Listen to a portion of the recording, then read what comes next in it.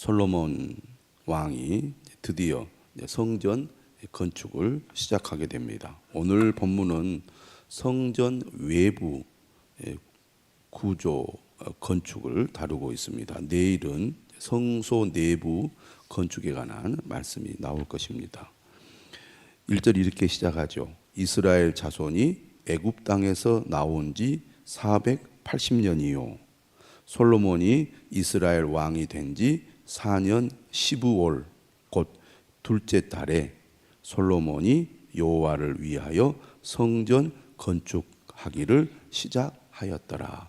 솔로몬 왕이 언제 성전 건축을 시작했는지를 명시하고 있습니다. 여기서 보면 애굽 땅에서 나온 지 480년 그리고 왕이 된 지 4년 15월 곧 둘째 달이라고 말하고 있는데, 이때가 주전 966년을 가리킵니다. 주전 966년. 그렇기 때문에 애굽 땅에서 나온 지 480년을 문자적으로 적용해 보면 출애굽한 시기는 주전 1446년경이라고 말할 수가 있겠습니다. 그런데 오늘 1절은 어떤 표현을 사용하고 있느냐면 성전 건축을 시작한 지가 출애굽한 지 480년이 되던 해다, 이렇게 표현함으로써 성전 건축과 출애굽을 연결하고 있다는 것이 1절의 중요한 특징이라고 하겠습니다. 이 말은 곧 이스라엘 백성들을 하나님께서 구원하신 목적이 어디에 있느냐, 구원의 목적은 곧 하나님을 예배하는데 구원의 목적이 있다, 이런 의미로 해석할 수가 있습니다. 우리가 신약 성경을 통해서도 하나님께서 왜 우리를 구원해 주셨는가, 구원의 목적이 어디에 있는가에 대해서 이러한 의미를 말하고 있는데요. 대표적인 구절이 에베소서 1장입니다. 에베소서를 읽어보면 찬송하리로다 이렇게 시작을 하는데, 하나님께서 우리를 선택하시고 구원하신 목적은 하나님을 찬양하고 예배하도록 하기 위해서 우리를 구원해 주셨다, 이렇게 분명하게 말씀하고 있거든요. 오늘 본문 1절도 이러한 의미로 해석할 수가 있습니다. 왜 하나님께서 480년 전에 이스라엘 백성들을 애굽에서 구원해 주셨느냐, 단지 구원받은 것 그 자체로 하나님께서 목적을 이루신 것이 아니라 구원받은 백성들로 하여금 하나님을 찬양하고 예배하도록 하기 위해서 구원해 주셨다는 것입니다. 이것은 오늘 우리의 삶에도 직접적으로 연관이 있습니다. 하나님께서 우리를 예수 그리스도 안에서 구원해 주신 것은 우리가 이 땅에 살아가면서 하나님을 찬양하고 이스라엘 자손이 애굽 땅에서 나온 지 480년이요. 솔로몬이 이스라엘 왕이 된 지 4년 15월 곧 둘째 달에 솔로몬이 여호와를 위하여 성전 건축하기를 시작하였더라. 성전 건축의 목적을 하나님을 위하여라고 분명하게 말합니다. 2절에도 그렇게 얘기하죠. 솔로몬 왕이 여호와를 위하여 건축한 성전, 이렇게 표현하고 있습니다. 1절과 2절에 반복하여 성전 건축의 목적은 하나님께 있다라고 말하고 있죠. 다윗이 궁궐을 짓고 매우 불편해했습니다. 나는 이렇게 좋은 집에 사는데 하나님은 천막에 거하시니 도저히 내가 마음 편하게 이곳에서 일하고 또 쉴 수가 없다. 그래서 하나님을 위해서 성전을 건축하고 싶다, 이렇게 말하지 않았습니까? 하나님을 위하여 성전을 건축하는 거죠. 우리가 하나님을 믿고 하나님을 섬길 때 우리는 목적을 어디에 두기가 쉽냐면 나를 위하여 그 일을 하기가 쉽습니다. 하나님 나만 보세요. 또 나를 위해서 이렇게 해주세요. 뭔가 내 소원과 목적을 이루기 위하여 하나님의 도우심을 구할 때가 많은데, 하나님이 원하시는 것은 나를 위하여 하나님을 필요로 하는 게 아니라 하나님을 위하여 내가 필요한 사람이 되기를 원하신다는 겁니다. 예배의 삶도 마찬가지죠. 우리는 왜 예배를 드립니까? 나의 만족을 위하여 예배를 드릴 때가 많습니다. 그런데 진정한 예배는 하나님을 위하여 드려야 한다는 것이죠. 나를 위하여 예배를 드리는 사람은 내가 원하는 것이 이루어졌을 때는 하나님을 열심히 믿고 섬기는데, 내가 원하는 것이 이루어지지 않거나 나의 간절한 소원이 응답이 되지 않을 때는 하나님을 우리가 멀리할 때가 있습니다. 그런데 진정한 예배는 하나님을 위하여 드리는 것이 옳다는 얘기죠. 여호와를 위하여 성전을 건축한 솔로몬처럼 오늘 우리가 하나님을 섬기고 예배하는 목적도 나를 위하여가 아니라 하나님을 위하여 해야 한다는 겁니다. 제가 어제 저녁에도 말씀드렸듯이 솔로몬 왕이 하나님께 구한 것은 사실 자신을 위한 것이 아니라 하나님을 위한 것이었습니다. 하나님의 백성을 잘 다스리기 위하여 지혜를 구했고, 그러한 솔로몬의 기도를 하나님이 매우 만족해 하셨습니다.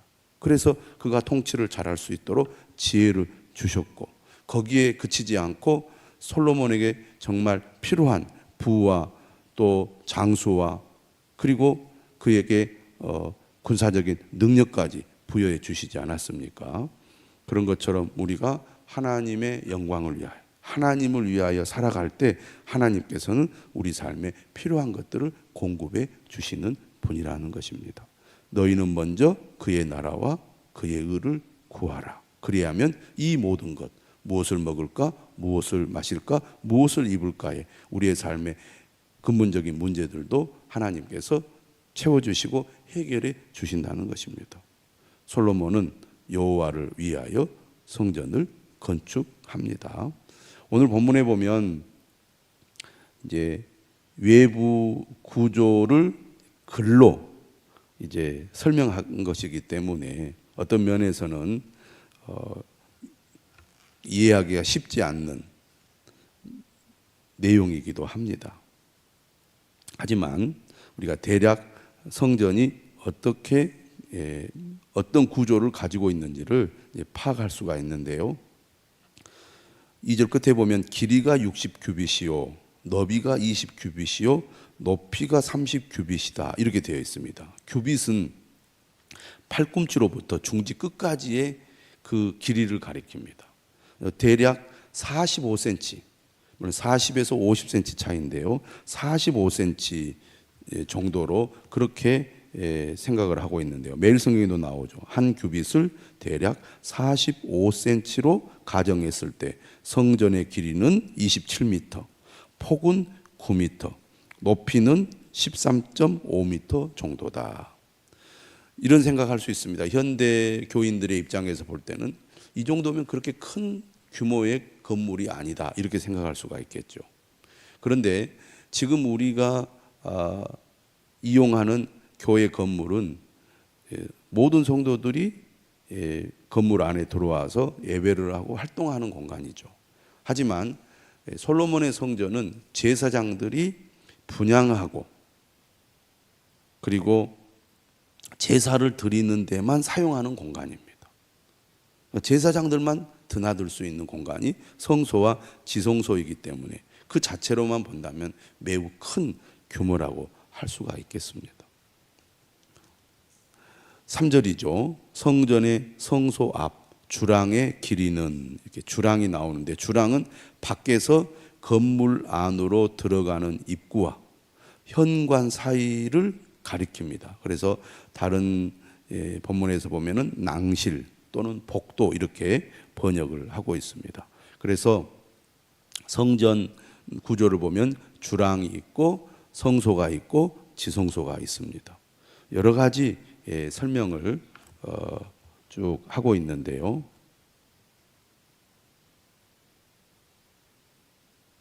사절에도 보면 성전을 위하여 창틀이 있는 붙박이 창문을 내고 또 성전의 벽 곧 성소와 지성소의 벽에 연접하여 돌아가며 다락들을 건축하되, 그래서 다락들, 어떻든 조그마한 방들을 성전 내부에 만들어 놓았다는 것입니다.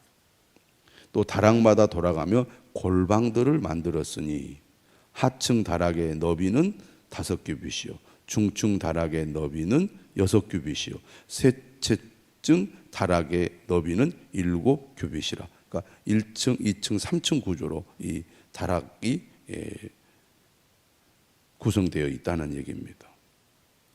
성전의 벽 바깥으로 돌아가며 턱을 내어 골방 들보들로 성전의 벽에 박히지 아니하게 하였으며, 이 성전은 건축할 때 돌을 그 뜨는 곳에서 다듬고 가져다가 건축하였으므로, 건축하는 동안에 성전 속에서는 방망이나 도끼나 모든 철 연장 소리가 들리지 아니하였으며, 성전 건축이 이 요란스럽게 진행되지 않고 어떻게 보면 상당히 조용하게 매우 거룩하게 성전 건축이 이루어졌다는 얘기입니다. 주로 이제 큰 돌을 사용하였고, 그리고 백향목을 사용하여 외부 구조를 만들었다는 얘기죠. 8절에도 보면 중층 골방의 문은 성전 오른쪽에 있는데 나사 모양 층계로 말미암아 하층에서 중층에 이르고 중층에서 셋째 층에 오르게 하였더라. 여러분들이 이제 인터넷을 통해서 솔로몬 성전의 이제 그 건물 모양을 보시고 말씀을 이렇게 비교해서 보시면 훨씬 더 입체적으로 이 구절들을 이해하실 수 있을 것입니다. 자, 이렇게 해서 성전의 건축을 마쳤습니다. 외부를 마친 거죠. 그 성전은 백향목 석가래와 널판으로 덮었고 또 온 성전으로 돌아가며 높이가 5규빗 되는 다락방을 건축하되 백향목 들보로 성전에 연접하게 하였더라. 돌과 백향목으로 외부의 구조를 만들었다는 것을 알 수가 있습니다. 자, 오늘 우리가 중요하게 눈여겨보아야 될 부분은 바로 11절 이하의 말씀입니다. 하나님께서 솔로몬에게 임하여 말씀을 하시죠. 뭐라고 얘기하느냐? 네가 지금 이 성전을 건축하니 네가 만일 내 법도를 따르며 내 율례를 행하면, 내 모든 계명을 지켜 그대로 행하면 내가 네 아버지 다윗에게 한 말을 네게 확실히 이룰 것이요 내가 또한 이스라엘 자손 가운데 거하며 내 백성 이스라엘을 버리지 아니하리라 하셨더라. 자, 이 말씀이 왜 중요하냐? 열왕기는 언제 기록이 되었는가? 열왕기가 기록된 시기는 남유다가 멸망한 이후입니다. 그러니까 열왕기에 뭐가 이 말하려고 하는 이 초점은 어디에 있느냐면, 왜 하나님이 임재하시는 성전이 예루살렘에 있었는데 왜 이 나라가 망하게 되었는가? 여기에 초점이 있습니다.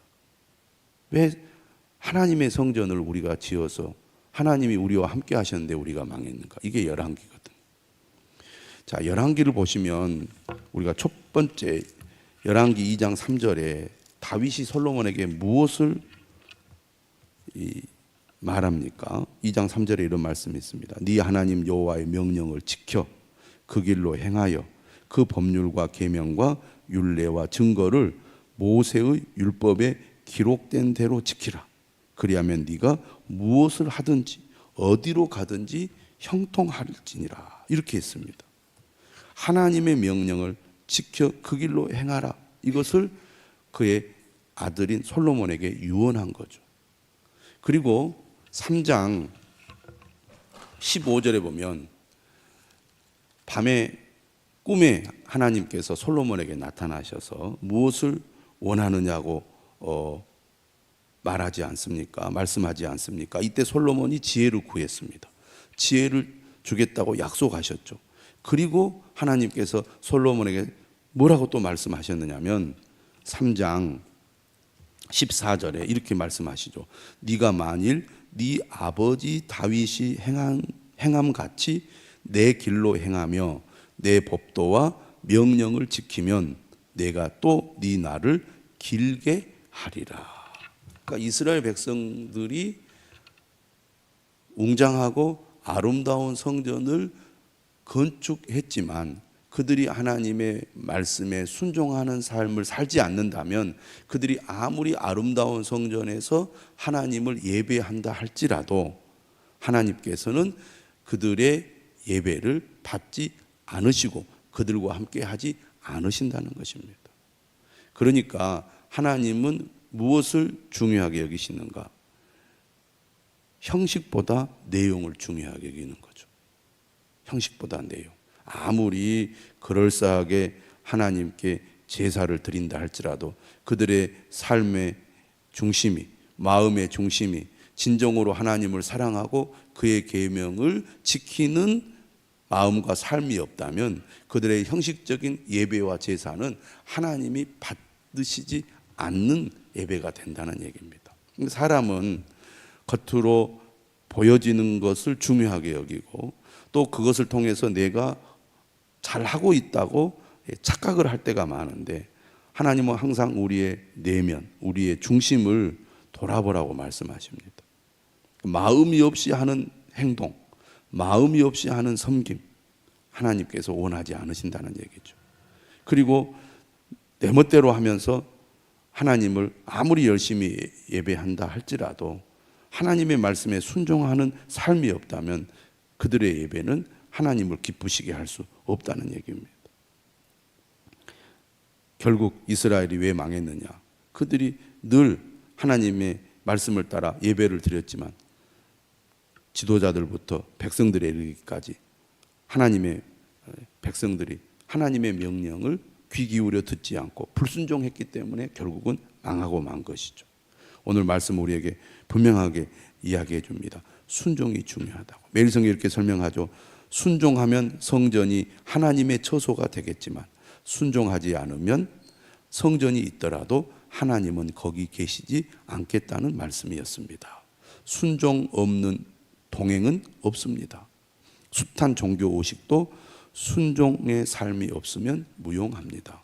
하나님은 순종하는 우리 삶을 성전 삼아 거하시는 분이시기 때문입니다.